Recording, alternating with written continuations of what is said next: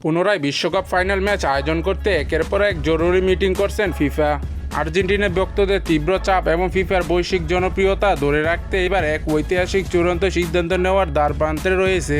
Football পাড়ায় জোর গুঞ্জন উঠেছে, নিরপেক্ষ কোনো ভেন্যুতে আবারও আয়োজন করা হতে পারে আলোচিত ফাইনালটি। আমেরিকার মাটিতে অনুষ্ঠিত সে হাই ভোল্টেজ ফাইনাল ম্যাচটি ঘিরে বিতর্ক যেন কিছুতেই থামছে না। ভক্তদের অভিযোগ, ম্যাচের গুরুত্বপূর্ণ মুহূর্তে রেফারি কিছু সিদ্ধান্ত নিয়েছে যা সরাসরি আর্জেন্টিনার বিপক্ষে গিয়েছে।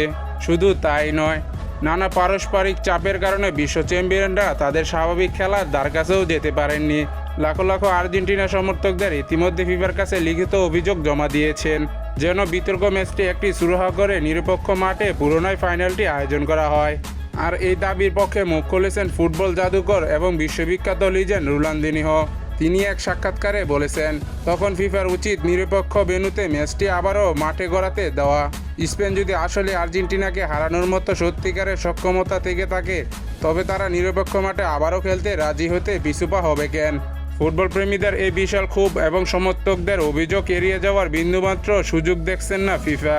নিজেদের জনপ্রিয়তা ও সুনাম অক্ষত রাখতে ইতিমধ্যে বেশ কয়েক দফা উচ্চ পর্যায়ে বৈঠক করেছেন ফিফা প্রেসিডেন্ট। ক্রীড়ামন্ত্রী মহলে গুঞ্জন চলছে সব ধরনের বিতর্ক ও প্রভাব মুক্ত রাখতে নিরপেক্ষ কোনো গ্রাউন্ডে খেলাটি পরিচালনা করা হতে পারে।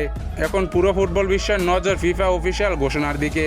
কবে নাগাদ তারা এই জল্পনা কল্পনা অবসান ঘটিয়ে চূড়ান্ত সিদ্ধান্ত নেয়? বিগত বড় বড় টুর্নামেন্টের মতো কি ফিফা এবারও বিতর্কের মুখ নীরব থাকবে, নাকি সমর্থকদের দাবি সম্মান জানাবেন?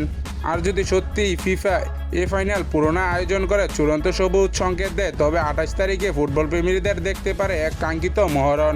ফুটবল প্রেমী বন্ধুরা, আপনাদের কি মনে হয়? ফিফা কি আবারও আয়োজন করতে যাচ্ছে ফাইনাল? আপনারা অবশ্যই কমেন্টে জানাবেন।